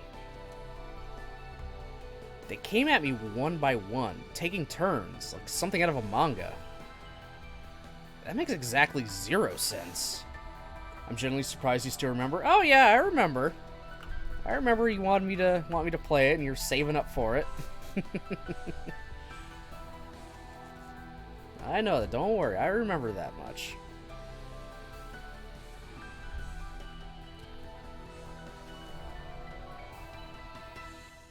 All 3 of their tough guys should have rushed at me at once. Hell, even the 5 they had hanging back for support. The sheer numbers would have made it difficult even for me, especially with Sakaki to protect. Divide and conquer is the basic rule of fighting when outnumbered, and they went out of their way to divide themselves from me. No matter how I look at this, it just doesn't add up. It might just be a coincidence, but there's a possibility it means something. Better to figure it out now, rather than run into some nasty surprise down the road. Guess JB would be the person to ask. Visions of a shaggy-headed know-it-all blonde floating unpleasantly before my eyes, I slowly follow Sakaki's path toward the dorm.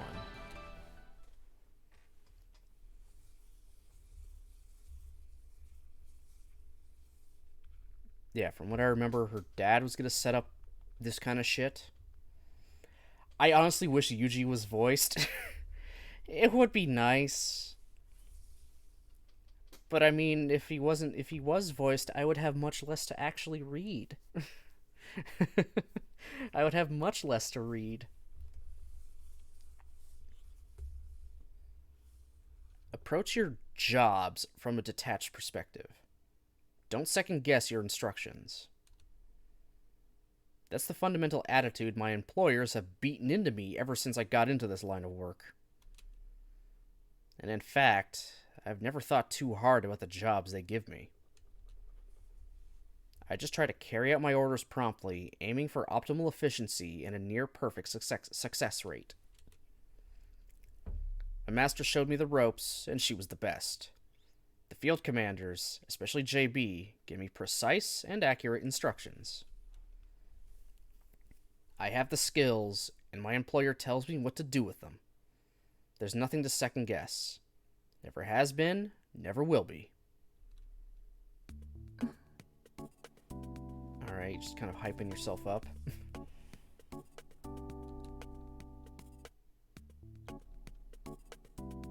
The time? Early afternoon. The place? A dormitory lobby. Two residents confront each other across a coffee table. These are their stories. Bow bow.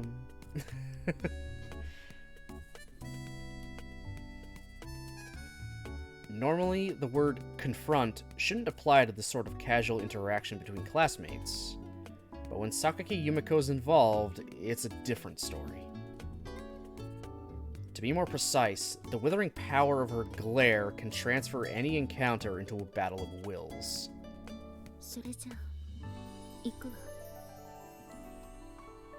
Sure. However, over the last few days, that fearsome scowl of hers seems to have lost some of its edge.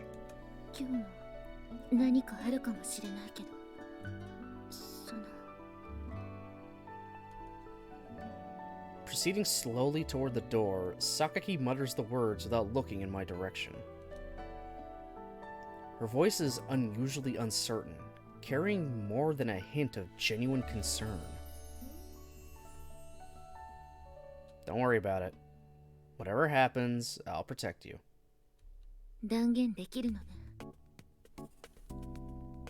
It's my job, after all.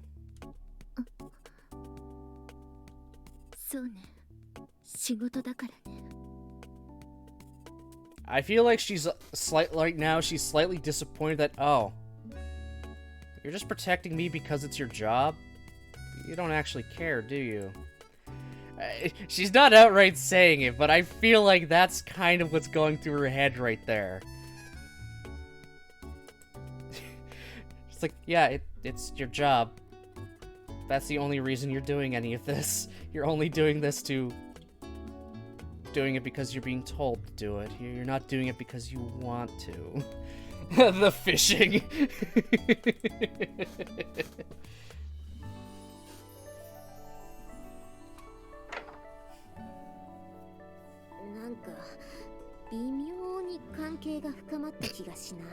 Oh my god. はい、私にもそう見えました。一時の契約さが嘘のようです。つってもさ、なんか仕事がどうとかこうとかめんどくさいこともいろいろ言ってんだよな。Oh my god. So far we have seen very little of the other girls. So far. I mean, that can change. Change in an instant.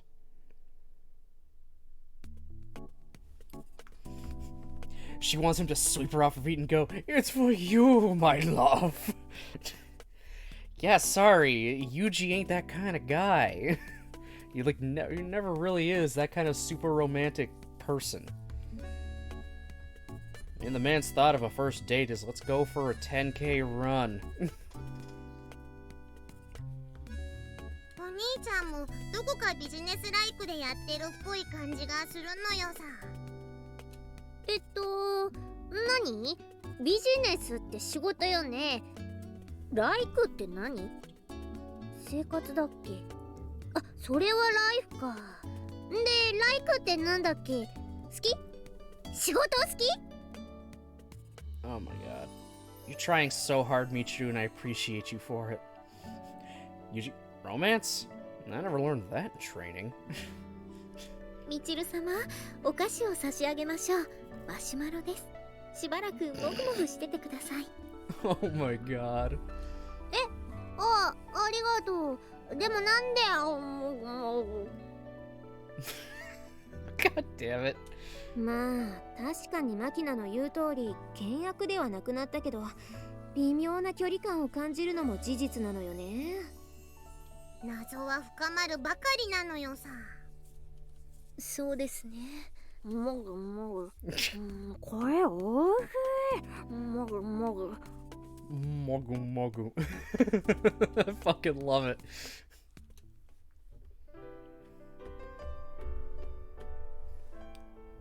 Together, we walk the usual road to the riverbank.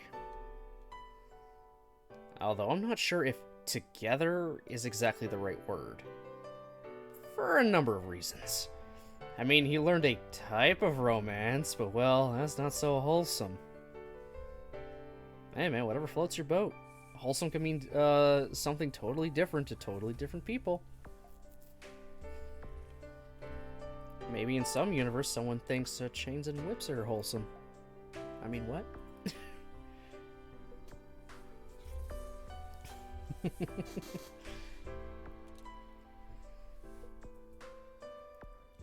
First of all, there's our physical distance. Sakaki and I always walk a few meters apart. Oh, what was that? I didn't say anything.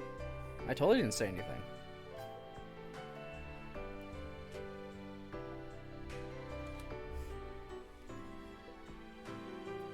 A few days ago, Sakaki had been purposefully creating that gap, even trying to widen it.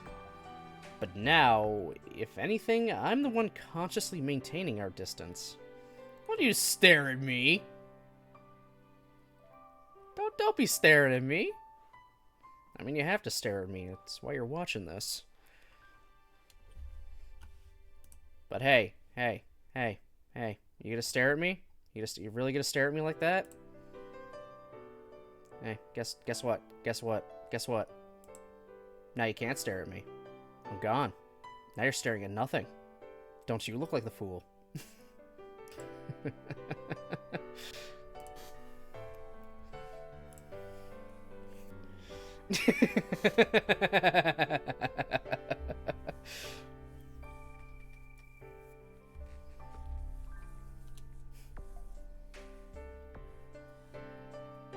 I'm acting as a close protection bodyguard.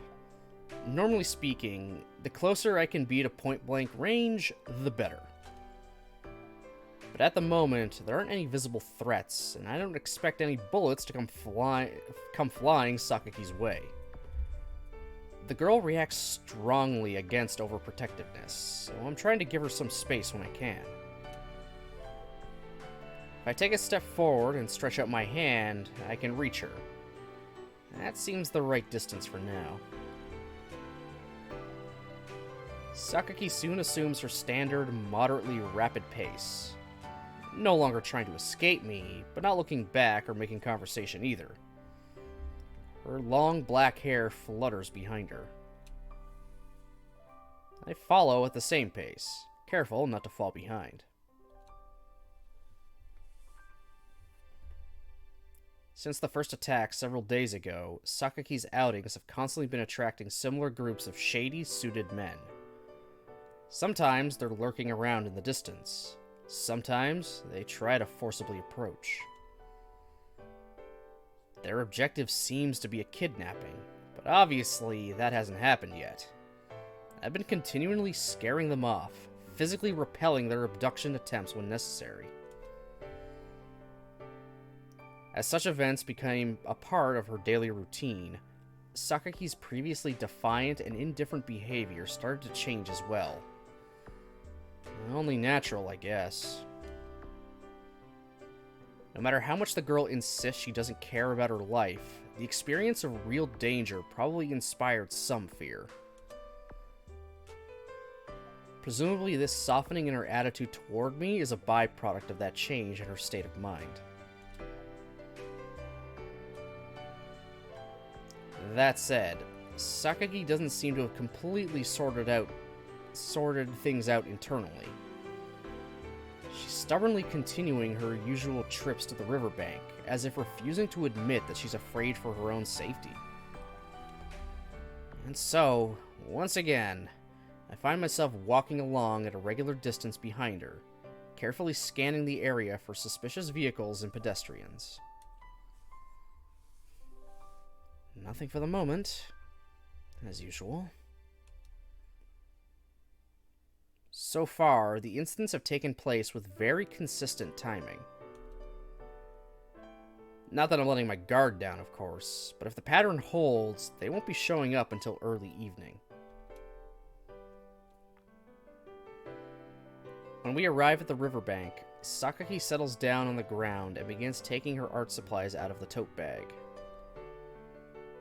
After arranging them in front of her with practiced movements of her hands, she turns back to face me. 始めるわ。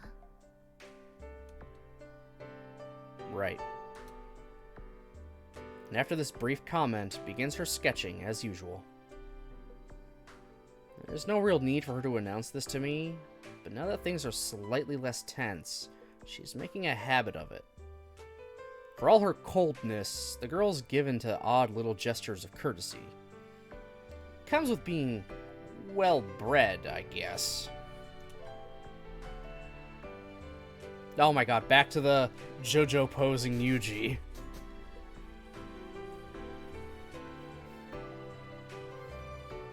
The soft sound of the river flowing, the occasional rumbling of trains passing by. Just when you start to forget it's there, the public announcement speaker mounted on the bridge relays a few reports about missing persons and smog levels. Otherwise, this place is unbelievably quiet. I can certainly understand how it would appeal to a loner like Sakaki. The girl in question is already absorbed in drawing the scenery before her eyes. She seems to have completely forgotten I'm even here.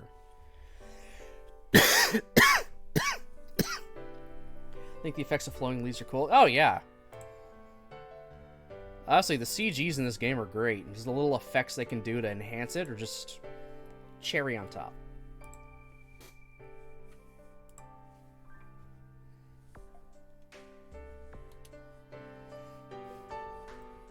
Her hand doesn't stop moving the colored pencil across her paper for even a moment. Pretty impressive.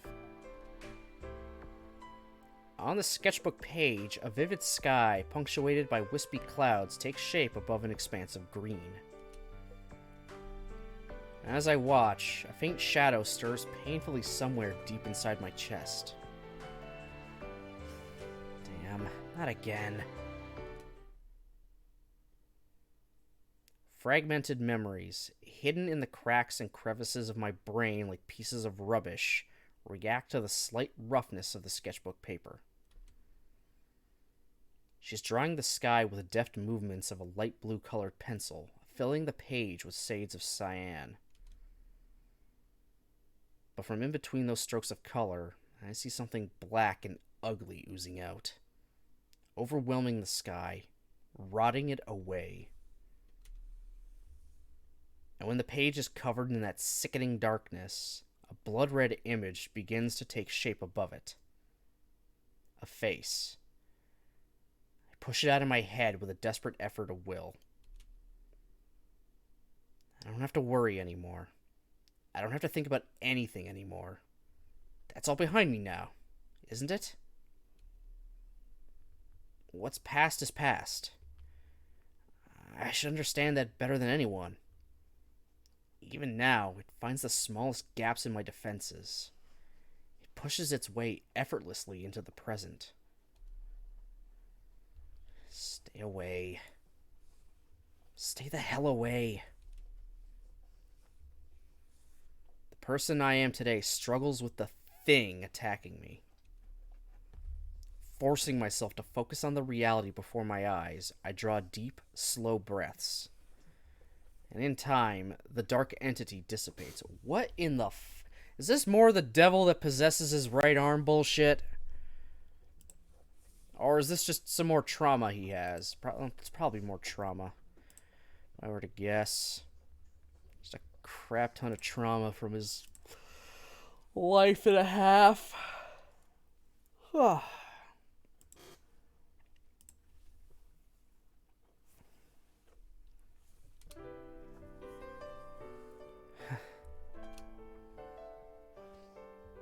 refreshing summer scene spreads out before my eyes once more. My body's damp with sweat that has nothing to do with the heat. The devil thing is basically trauma. Don't worry, it's not some curse mark BS. Yeah, thank God. I'm so glad for that. He doesn't have this like literal superpower devil in him. Ugh. That would have ruined the realism. Oh, god damn.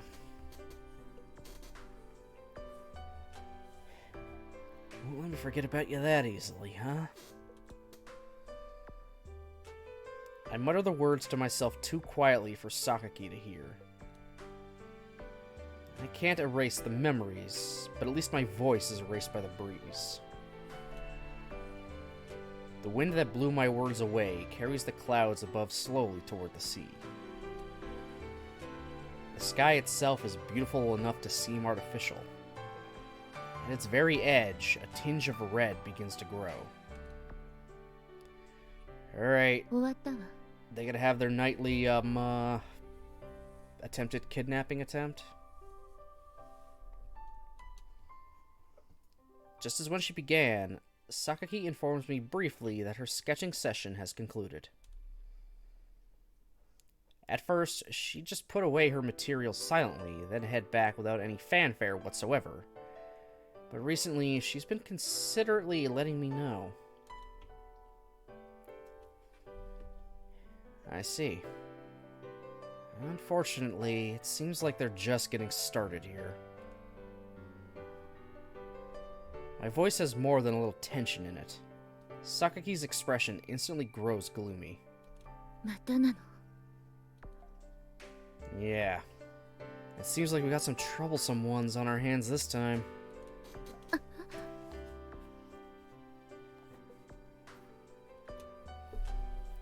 Moving Sakaki behind me as always, I look around the area. It's the same schmucks as last time, are you kidding me? These ones really do look like trouble. The moment I get a better look at the group clambering slowly down the slope from the vehicles above, I can feel my body grow tenser. It's like something out of a ridiculous superhero drama. The groups coming after Sakaki have been growing incrementally stronger with every passing day. They're different, but they don't bother changing the CG. Yeah, we still have a weird, big-mouth bald man there in the back.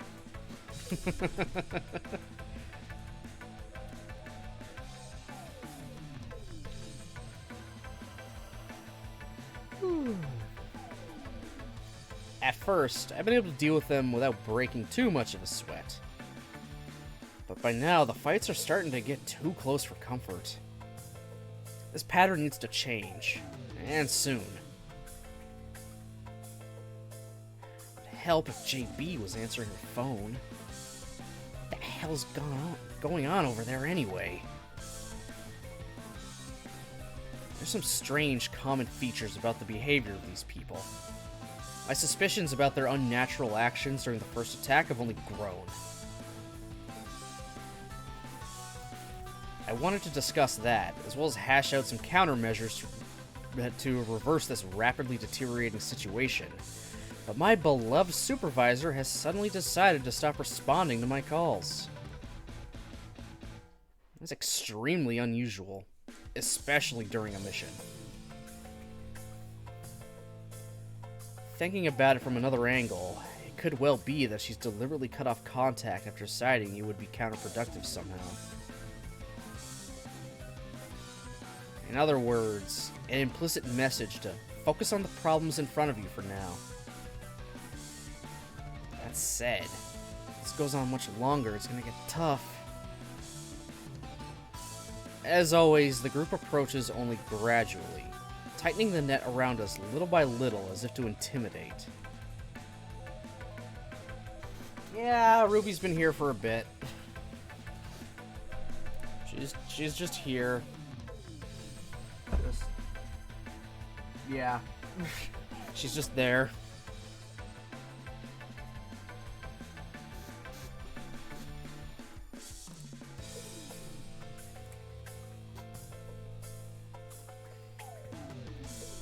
It's all strangely artificial.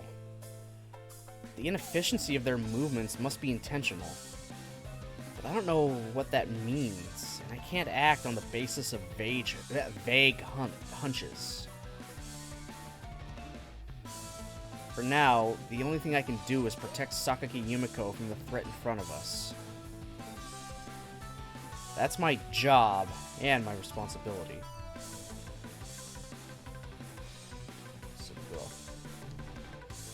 Mochi illiterate moment? Oh boy.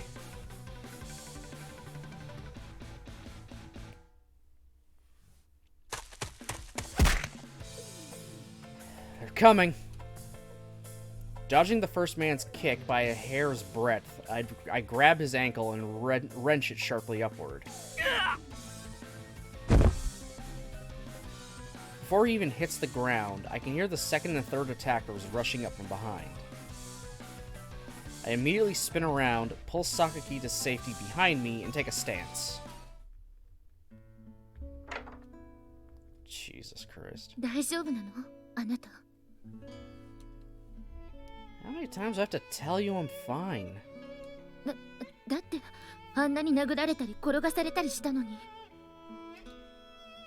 That was deliberate. In any case, a few bruises are part of the job description. またそうやって仕事って。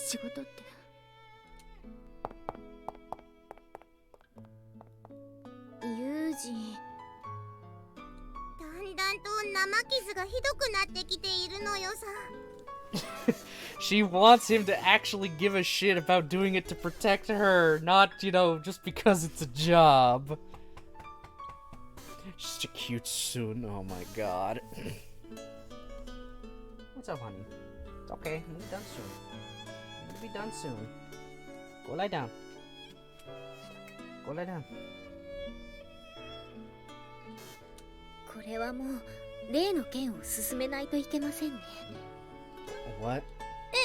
何の話それ？わお。They keep shoving marshmallows in her mouth. みちる様、美味しいパンケーキです。Oh, a その件に pancake. ついては後でお話しします。This is why Yumiko is second best girl. I'm intrigued. Definitely intrigued. Ha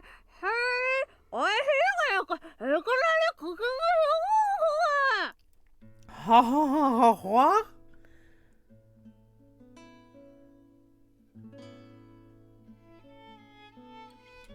じゃあ作戦決行は明日の朝。後で手順を確認するから私の部屋に23時集合。お願いね。She's demanding attention. I know she is. 了解なのよさ。はい、了解です。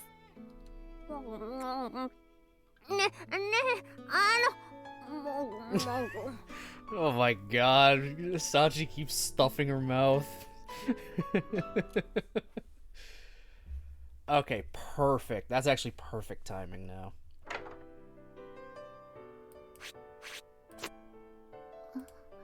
Save するわ。There. Beauty.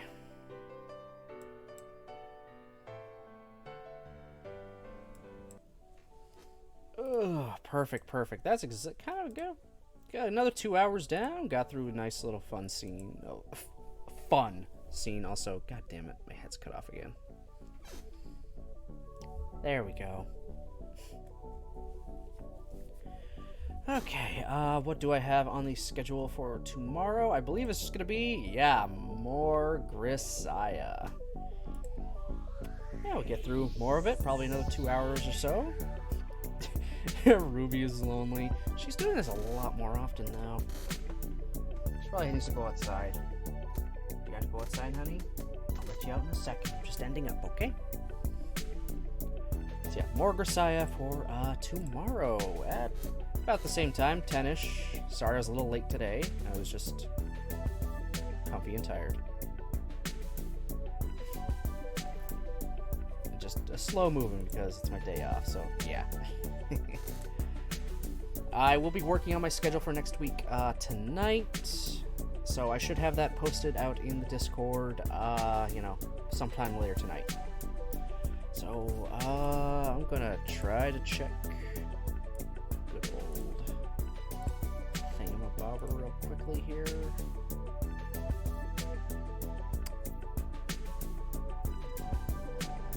Yeah, we're just gonna end right off. So yeah, thanks everyone for watching, commenting, and lurking. I appreciate it very, very much. I hope everyone has a great rest of their day, and I'll see you next time.